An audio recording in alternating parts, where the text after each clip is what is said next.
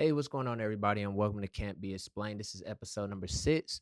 We're happy to be back. We have a lot to cover. It was a great weekend, man. I know for myself, only downside to the weekend is Ohio State lost to Oregon. It seemed like we can't never beat a good team in a big game, but um, I don't know. Ryan Day, you got to figure out how to get it done. But we ain't gonna go too much into that because we got a lot to talk about with the NFL. A little bit of an NBA preview and college basketball preview. So we got a lot of that to get into. But before we jump into reviewing the week, I do want to go ahead and talk about the bet recap and get that out the way. So we were on a heater this week, like a heater like no other. So we had Lions versus Dallas. I took the Lions -3. That was an easy read. I don't know how it was so low. Dallas haven't showed us anything to feel like that they could compete with the Lions. They couldn't score the ball, they couldn't stop it. They couldn't stop the run. They couldn't stop the pass. And then the Lions were just having fun. They were out there running plays to their old linemen to run routes. They were doing trick plays, hooking ladders. They was doing all kind of stuff. So they obviously don't respect Dallas. They hate Dallas, and they just really just made them look like a team that didn't belong on the same field with them all night. So hey, hats off to Detroit, Dallas. Hey, I knew this was gonna be a long season for you guys. I just don't think you have the pieces to compete. Like you're giving all your money to CeeDee Lamb and Dak, and I just don't see. Even though Dak's deal hasn't kicked in, you still haven't signed Micah. You let go of these players, these offensive pieces like Tony Pollard. You didn't really do anything to help the running game. You didn't really do anything to address the needs at receiver. Like you had CeeDee Lamb last year, and that was really it. And that's what you rock with this year. So I just don't see them improving. I think they're going to get worse as the season goes on. And I think they're going to miss the playoffs. And Mike McCarthy is going to get the blame. He's going to get fired. He does deserve it. His team keeps being down by more than 21 points at halftime. Some of that is on the coach. You can't keep coming out so slow like that. But it's not all on him. And I mean, the players just not there. A lot of it is on Jerry Jones, but he's going to get the axe because he's the coach. And that's just how it goes. But easy cover for us right there. We also had Cincy 3.5 on Sunday night football against the Giants. Eh, Cincinnati, I thought it would be easier to cover just with their back against the wall. It was a kind of a sweat, but I mean, hey, they covered. The Giants' defense looks really good for the most part. Their offense is just kind of anemic without Malik Neighbors in there. They have some cool pieces at receiver, some cool pieces at running back. I think Tracy is going to be, a star one day. I don't know about a star, but he's going to be a good player for them. Um, and they have some young pieces. I just don't know. I don't want to put everything on Daniel Jones because I just feel like he gets a bad rap and he isn't that good. He's probably not really good at all, but he's not as bad as people try to make it. I think it's just the pressure of playing in New York and how that kind of pans out. It's worse quarterbacks than him around the league for sure. So yeah, but I won't go too much in on the Giants. I don't have anything against them. So easy cover for us right there though. Eagles and Browns. I took the money line. The spread was 9 when I seen it, and it bumped up to 9.5. That was just too much for me to like. And I've secretly been right about the Eagles games each game this year. Like I haven't missed one. It's either go money line or go against them against the other team, take the spread, or take the other team's money line. I've been hitting every Eagles bet I put in this year have hit, even their player props. So I don't know. I don't know what it is with the Eagles, but shout out to y'all. They covered. Browns suck. They're horrible. It's time to do something. The Deshaun Watson experiment has not worked. They're banged up defensively. They don't want to play. It's like I just don't know what's going on there. And then they traded Amari Cooper, which we'll get into that in a moment. And then Green Bay and Cardinals -5. That was my favorite play of the whole week. Whenever you see the 5 or 5.5, that's a dead number. You gotta play it, and it's a home team. Green Bay ran away with this thing early. And my Chargers, we play the Cardinals this week, so I'm hoping they don't have like revenge on their mind or feel like they kind of laid down and want to come out and get us. But great play, great cover. So yeah, we went what 1, 2, 3, 4. We went 4 for 4. I did not bet the Bills and Jets game. I did have the Bills to play, but I got scared at the end because it turned into a pick 'em with James Cook being out. So I faded it, but Bills did pull it out. So if I want to count that, why not? So shout out to you guys if you tailed. If you didn't, when I tell you something, listen. That's just what I gotta say. So that's the bet recap. We're gonna go ahead and move into the highlights for the week. And as I mentioned at the top of the show, we got a little bit of basketball we're gonna talk about in a moment. We already covered the bet recap. Want to talk Chargers just briefly. I'm not going to do a lot on the Chargers, but we had a big win in Denver this week. And then I want to talk about the Jets and Buffalo, the game, as well as what happened today. So, starting with them, the big trade that came out, two trades. So, the Jets came out and they traded for Devontae Adams. So, it was big news. Aaron Rodgers finally got his guy. I was listening to Jason McIntyre's podcast this morning and he called it. He said, "Hey, I'm pretty sure A Rod is going in there talking to the owner, and he's going to come out and say, 'Hey, I need Devontae Adams,' and it's going to happen." And when you know it, a few hours later, Devontae Adams is a Jet. Originally, the deal was Devontae Adams would have to take, well, we'll go to New York, and the Jets will have to take his entire salary for the year, which he's guaranteed 11.2 million, and then two non-guaranteed years left on the contract. And the Raiders would not be paying it; they would, go into the dead cap of only 8 million next year. So great deal for the Raiders, and they got a third round pick, well, conditional pick. It could become a second, barring some conditions. I don't know quite what those conditions are, but um, Raiders. I mean, if you want to rebuild, I guess this is kind of how you do it. Devontae Adams hasn't light been there, is kind of wasting his career. He doesn't have a quarterback. There's no point in keeping him there. So kind of, I think it works out for both sides. But I did see before starting this that the Jets actually restructured the deal, so instead of paying him 11.59 or 11.2 this year, it's going to hit for about 3.5 on their cap. And then they're going to add two voidable years onto the deal. And then they're going to talk about restructuring it for the future. So he might be there actually longer than just a rental for this year. I guess it's probably going to line up with Aaron Rodgers' play, but we'll see. The second big trade right after that, the Bills, they traded. So just coincidentally, both teams that play Monday Night Football go out and trade for good receivers. Bills go get Amari Cooper from the Browns. I was hoping my Chargers could go out there and get him. They go get him for a 2025 third round pick and a 2026 seventh round pick. And then the Bills also receive Cooper, of course, and then a 2025 sixth round pick, which is pretty good. Like, I mean, it's a rental. They'll work out and see if they can work out a deal, I guess, long term, but for a few more years, because this is the last year of his deal. But I think it was a pretty good deal. I think it meant more to the Bills between the two trades. The Bills made off more than me because if you watched the game last night, the Bills is the better team. Like, Josh Allen is the better quarterback. They didn't have James Cook, and they plug in Ray Davis, and he's running all over the field on those guys. Their line had better protection. The receivers is the thing that was missing. They didn't have a lot of outside the numbers help. They didn't have a bunch of receive dynamic playmaking down the field. And you throw Dalton Kincaid out there, and he does his thing, but Josh Allen was missing that piece.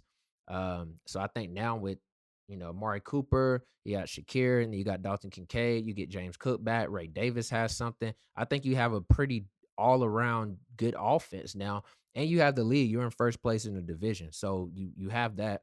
Tua should be coming back. Miami should be better, especially coming off the bye. But the Jets, they should get better, obviously.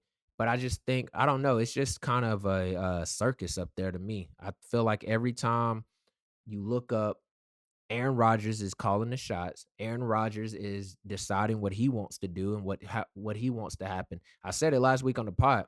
Robert Saleh was the scapegoat. If you watched the game last night, the defense was worse. They couldn't stop the run. That was number one. They gave up so many penalties, so many pass interference and holdings and things like that. And then that's just undisciplined. That's coming from the coaching down. And they did do that with him there, yeah, but they gave up way more last night. And so then you get into this space where they get into the red zone. And if you really look at their red zone efficiency for the year, they're only like 13th. So it's not horrible. But the problem is they don't get there that often for it to really. So the numbers are a little bit misleading. But when they do get there, they're not doing anything with it. Like they missed a couple kicks, which, Greg the Leg Zerline, he's not Greg the Leg anymore. I don't know. They missed a couple kicks, but why are you in that situation? Brees Hall had opportunity to score, couldn't beat one guy. Then you have Aaron Rodgers missing Garrett Wilson. Tyler Rapp, I believe it was Tyler Rapp. He made a great play to knock that ball out from Garrett Wilson like late in the fourth, and jar that touchdown on loose. I had Garrett Wilson in fantasy, so he definitely helped me win last night.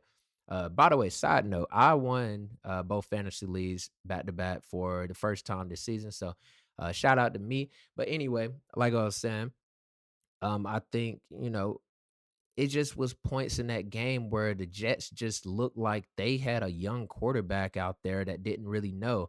He couldn't pick up the blitzes, which historically he's been good at that. But this modern NFL, and his lack of wanting to adapt to what's going on and using motion and things like that has caused him to not be able to pick up the blitz as well or not be able to read the defense as well. And I think that's just going to keep hurting them. I think Downing, the new play caller, he did show a little bit more, and I'm interested to see how that goes, especially with getting Devontae Adams. I think that opens things up for Garrett Wilson. I think he'll be able to, get more one-on-one matchups. He'll be able to work more in the middle of the field. I think Devontae Adams will be on that outside. You have Lazard working that middle of the field as well. So you have Garrett Wilson, working opposite of Devontae Adams sometimes. And then also you have Brees Hall. Brees Hall looks good. And then I guess Mike Williams, they're saying, is going to be a trade candidate. For me, he comes from the Chargers. So I would love to get him back. We don't have a downfield threat. They haven't used him all year. People are saying he sucked. I think that's a component of Aaron Rodgers. If you watch their offense, they're getting the ball out super quick. It's no time to develop anything downfield. All of Garrett Wilson's targets are short slants and out routes and digs and things like that. That's not Mike Williams' game. So that wasn't gonna ever work for him if that's the offense they're gonna call. So I would love to get him back. I would love to get him back. It will be different for Greg Roman's offense, but also we have not had that outside X receiver this year with Chark being out. So I think Mike Wilson come help us stretch the field, add Lad McConkey in there. I think that'll be good. So if they want to let him go for something cheap, we'll take him 1 year deal. We'll get him back and we'll see what we can do with him. I would not be opposed to that. But yeah, man, Jets, I just think they have bigger issues than just adding Devontae Adams. Now, they probably will play better. Like I said, it will create more mismatch opportunities and whatnot. But I just don't see this team being like people said they were going to be a Super Bowl team. They were going to be winners of the NFC East. I just can't see it. Even with adding Devontae Adams, I just don't see it. So I'm selling my Jet stock. I never really had much in the first place. I'm buying more of my Bill stock. If you guys have followed this pod, I have been raving about Josh Allen, and last week I had to kind of be quiet. So he has bounced back in a good way last night. I think he continues it. I think the Bills continue to get better, especially with Amari Cooper in there. Once he gets integrated into things in a few weeks, I think that'll be very good for them. And I'm interested to see how it all shakes out for them. Um, but yeah, man, Jets. Sorry, Jets fans. It's more of the same. It's not getting any better. Now, moving on from the Jets and Buffalo, I just want to touch really briefly on the Chargers and the Denver Broncos. So we got a big win in Denver, first win in Denver, and I believe about 7 years. So big win. Shout out to the guys. I was so happy about that. It was just good game from the beginning, and then at the end it got kind of close a little bit, kind of garbage time, giving up a lot of yards early, and then Bo Nix started finding receivers. That wasn't a touchdown in the back of the end zone, but whatever. We win the game. I'm happy. We are 3-2, and then we have a 5 game stretch where we're playing not so good teams. So I believe we have the Cardinals, we have the Saints on there. Um, we have a couple other teams. I can't remember, but I'm looking at coming out of this thing. I say about 7-3 at worst. Like that's kind of how I see it. So hopefully we come out of this at 7-3, 10 games through the season. We got a really good chance of making the playoffs if that's the case. So go Chargers, man. I'm super excited about it. Good win. I'm finally happy that a team will go into the bye week and we come out with good coaching and better play from the players. Like it's been so long since I've seen that. So Happy about that. Shout out to them. And don't I know y'all haters, man. Y'all like to come and rain on my parade and oh, it was just Denver. Oh, it was just whatever. It doesn't matter. A win in the NFL is hard to come by. You know who lost to Denver? The Jets. The Denver, the Denver Broncos just won 3 games in a row, and then we stopped them at home. So shout out to my guys. And it's a divisional game. So I'm not really trying to hear it.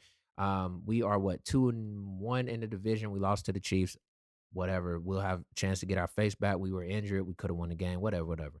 Well, you know the story. So whatever. Shout out to my Chargers. Go Bolts. We're right in the thick of it for playoff contention as the season goes on. So I'm super excited about that. Um, Real quick, college basketball starts tonight. This is why I'm rocking the North Carolina. Think you guys can see it. I'm rocking the North Carolina sweater. We play tonight at 7 o'clock. ESPNU. Well, we're actually playing right now against Memphis. It's just an exhibition, but happy to see how the boys do. So I'm definitely going to get out of here and watch that in just a few moments. But one thing I want to preview, man, like we're 1 week away from the NBA. Um, so with that being said, this is going to be our first topic about the NBA. We've just been talking about NFL this whole time, and rightfully so. I mean, NFL season, so we got to talk about NFL. But we finally get to talk about NBA. We haven't really touched much on college football or college basketball, but I love NBA. I love college basketball as well. So we'll get more of that rolling out. Not really going to talk about schedules and everything since it's such a long season, but I'll talk about the players. We do bet on that and stuff like that, especially for big games. So super excited about that. But one thing I did want to introduce, and I just found it to be so funny, man. So this page on Twitter, they tweeted a picture, and I'm gonna post a picture on this video. But the picture has Steph Curry, Dwayne Wade, Michael Jordan, Kobe Bryant, Magic Johnson, LeBron James, Kevin Durant, Tim Duncan, Shaquille O'Neal, and Kareem Abdul-Jabbar. And the caption said, "Who is the worst player in this picture?" And so I thought it would be fun to kind of see, who would be the worst player by people's opinions. So I put the picture on my social media and I just let them know, like, hey, comment on this. I want to talk about it on the pod. So you guys kind of voted. I couldn't really set up a vote because there was so many people, but I just had everybody to reply.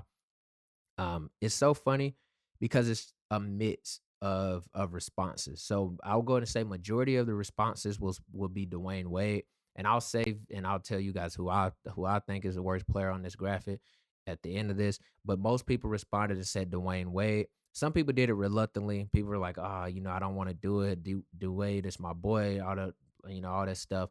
But they said Dwayne Wade. A lot of people surprisingly said Magic Johnson. Um, and I think that's because a lot of people didn't really see a lot of Magic Johnson. And I think it's because these people are more Steph Curry fans that they think that Steph Curry is the best point guard of all time, which is that's your opinion. That's your opinion. But yeah, Magic Johnson, that was a kind of crazy one. My boy Show actually commented on it. He had a funny comment. He said, here it is. He said the Zaza is in the air. 3-time MVP, 3 times Finals MVP, 5-time NBA champion Magic Johnson being the worst. Like for real though, that's crazy. Like how can y'all make this? I don't know how you could say look at this and say Magic Johnson. Um, then I had an interesting back and forth with Greg earlier about he said Kevin Durant, which is if you know me, I'm a LeBron guy through and through, but after that, Kevin Durant. So I just really that one blew my mind. Like I just knew automatically. I'm not trying to hear LeBron, I'm not trying to hear Durant. Anybody else, y'all can talk to me, or Jordan and Kobe, whatever. But I'm not really trying to hear that. So yeah, we had back and forth, and kind of how he was looking at it was, oh, nobody, Durant hasn't had that one-on-one moment, and has he, haven't been the leader, and like Charles Barkley said, the bus driver and all of this stuff, and everybody else in this graphic has. So I would get him out of there. I was looking at it from more of like a skill standpoint, and so I'm like, we've never seen Durant Durant before. We've never seen him. He's a one-on-one. He could score any kind of way. He was the best player on those championship teams for the Warriors. Don't care what you Warrior fans say. And I've seen him go head to head with LeBron in those finals and get the best of him. So to me, that's the guy. I'm not. Yeah, that one kind of blew me away. We argued about it back and forth a little bit, but whatever. I let him have it. But that was the only person that said Durant, so that should tell you something. So Greg, hey, put it down, man. Um, who else? Oh, and then a lot of people said Kareem. And it's funny because most of the people that said Kareem, they said the same stuff.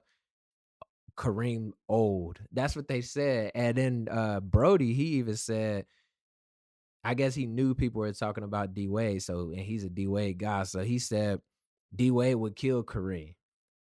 And it's just funny, like I don't know how that would work, whether it's a switch or something, but yeah, I mean a lot of people said Kareem, a lot of people said Dwayne Wade, and a lot of people said Magic Johnson. That was the biggest ones. Most people said Dwayne Wade. Nobody said LeBron. Nobody said Jordan. Nobody said Kobe. Nobody said Tim. One person said Shaq. Um, and I think one person said Steph. But for me, for my money, sorry, but it's gotta be Dwayne Wade. And I hate to do that. Like I'm one of the people that's reluctant to do it, but it's just I don't know. I just can't out of here. I can't make a case.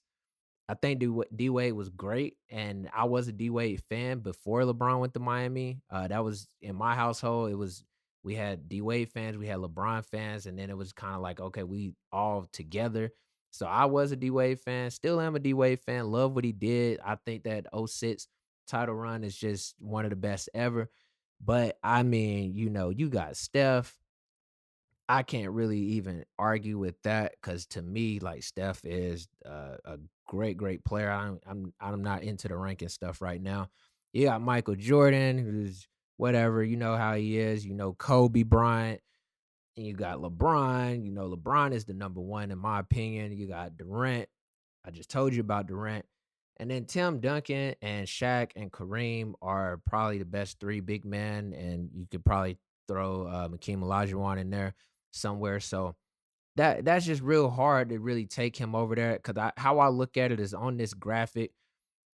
If we point guards, Magic and Steph, that's what, one and two, depending on how you look at it. And then LeBron is the small forward on here, him and Durant. You got Tim as the power forward on here, and then Shaq and Kareem as the centers, the one and two. So you got three shooting guards on here, and you taking Jordan and Kobe. So I mean, if he's the third best player in the position of all time, and it might not even be that, I'm just saying for this graphic, then you have to say is him. That's just kind of how I see it. But it was still fun to see. I'm glad you guys participated and commented on it. But that's the type of stuff we're gonna do. We're gonna drop stuff like that. We're gonna have debates. I want people to get involved and kind of give me their opinions. But yeah, man, previewing that NBA. Like I said, next week is opening week, so we're gonna have a lot to go into and a lot to look into. Hopefully, the Lakers can get them one. Hopefully, LeBron is coming out. So there's gonna be a lot of storylines coming up. So y'all stay tuned. Of course, we still gonna get back to NFL. We'll tap in with the bets later on in the week. But until then, you guys like, comment, and share and subscribe to this page. And I will see you guys later. Peace.